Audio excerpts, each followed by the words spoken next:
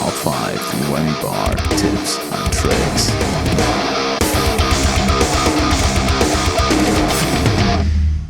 Hello there.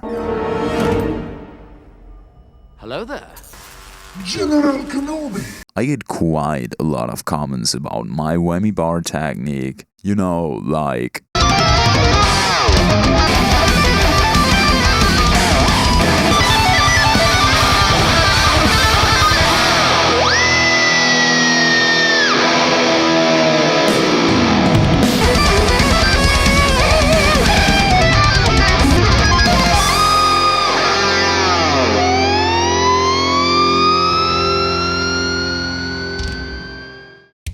Number 5. Rip that string apart. Let's not talk about dive bombs, fluttery facts, and general usage of the Whammy Bar. You clicked on that video, so you probably know the drill. These are tips and tricks, not how to dive bomb. But one crucial step to make a dive bomb massive is how you start it. The key is to get that string ringing like you want to snap it in half. Here's how you do it, step by step. You pick the string with your left hand, but you use 2 fingers to fling it. I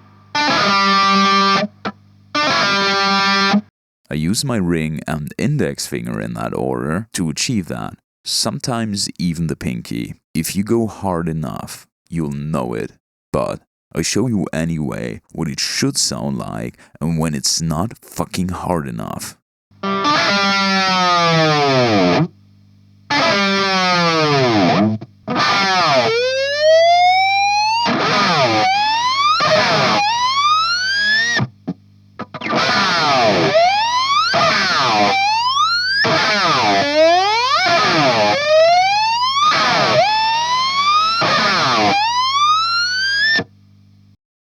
Number 4. Multitasking right hand. I watch a lot of people playing, and the moment you grab onto that Whammy Bar, I know if you're comfortable with it or not. Some people tend to use the Whammy Bar like you're using a spoon. It will hit you with a spoon. Yeah, a fucking spoon.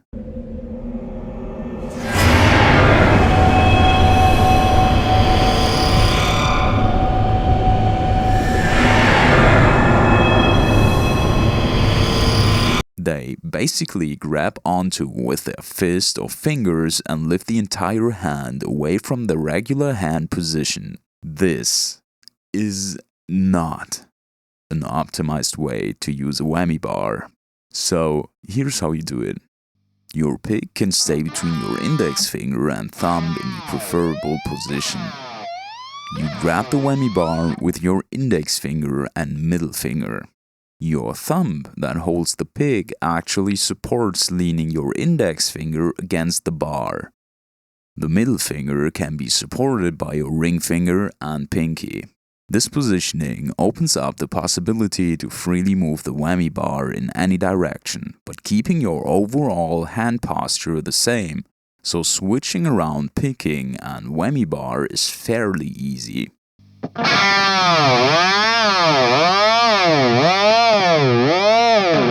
This positioning opens up even more possibilities, which are mentioned in a couple minutes. And yeah, I will refer to that a lot, and you will fucking hate it. And yes, there's a downside. Essentially, you hold the bar only between 2 fingers, so you need more strength to push and pull it. Another downside is pain.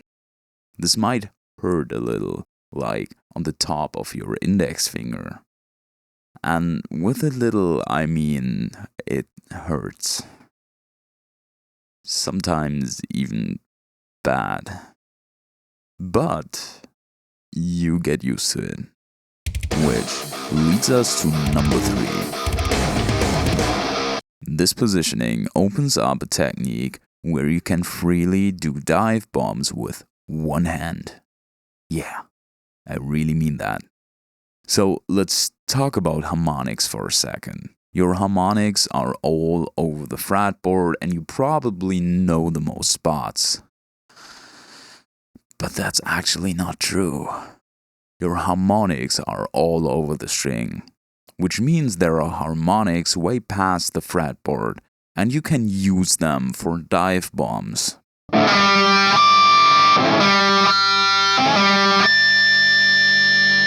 And that's where the hand positioning comes into play. See? I referred to that. And I'm gonna do it again. And again. And again. And again. And again. And again.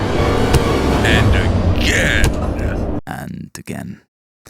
Anyway, this allows you to pick the string, then dive all the way down and hit the harmonic with your thumb. Isn't that amazing?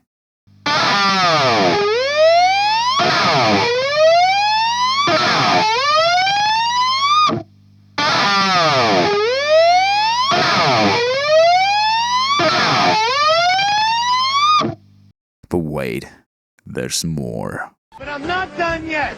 Call right now and I'll triple the offer.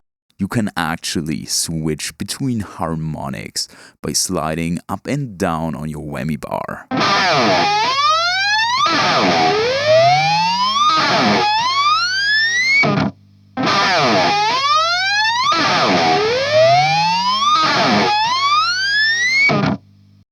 Yeah.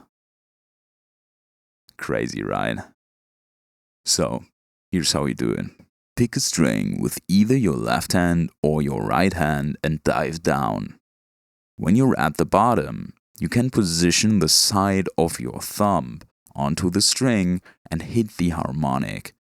Like, you push down just a little bit further, and then you hit the harmonic, and then you go up. It's actually not that hard.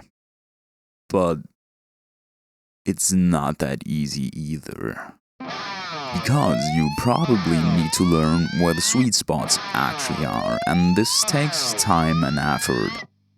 So have fun with that one. Number 2, picking while diving.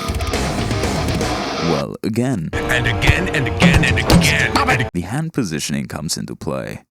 See? You're gonna mention it again. Again, and again, and again. Because this allows you to pick while using the whammy bar. And why does that matter? Well, because you can. It's just that simple, just because you can. Well, no, for real. If you ever try to dive bomb a high-pitch harmonic, like on the B string in the 17th fret, yeah, that one. You probably know that this shit is kinda hard to pull off. And to accomplish that task, you can pick the string while hitting the harmonic.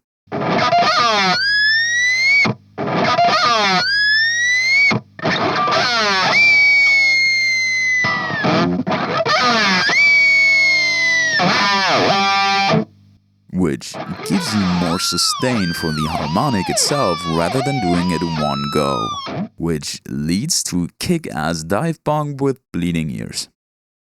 Nice. Number 1, muting is essential. And I mean that. Listen, a dive bomb into a flutter effect without proper muting sounds like shit.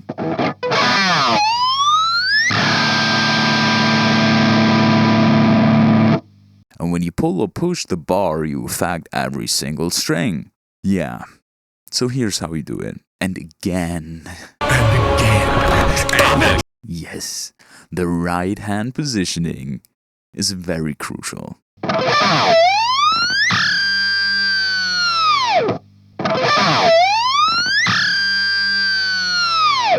See? That's how you do it. Your palm mutes the low strings while engaging the whammy bar. How far is up to you and depends what string you're gonna use. Your left hand, which picks the string, will rest on the upper strings you're not going to use. With those two muting positions, you cover every string you need to mute, and you can freely move your left hand over the fretboard. But don't let go of the resting or muting positions. Notice that I even use my thumb on the left hand to double mute some strings. That's more like a Swiss cheese model, so if something goes wrong, I still got backups. I didn't make that up. I swear to God, Google it. It's actually a thing. And that's the reason why I can let go of the strings with my left hand sometimes, because I'm using that Swiss cheese model even on the right hand, because I'm able to mute every string with my right hand. Well, except for the one that's ringing. Takes some time to practice, but what actually doesn't. Thank you all so much for sticking till the end. You're a ducking beast. Hope this video provided some help to you, and if you got any questions left, I'd love to read them in the comments and maybe I'm able to answer them. Do you like these kind of videos? What top 5 do you want next in line? Drop it down into the comments. See you in a few days.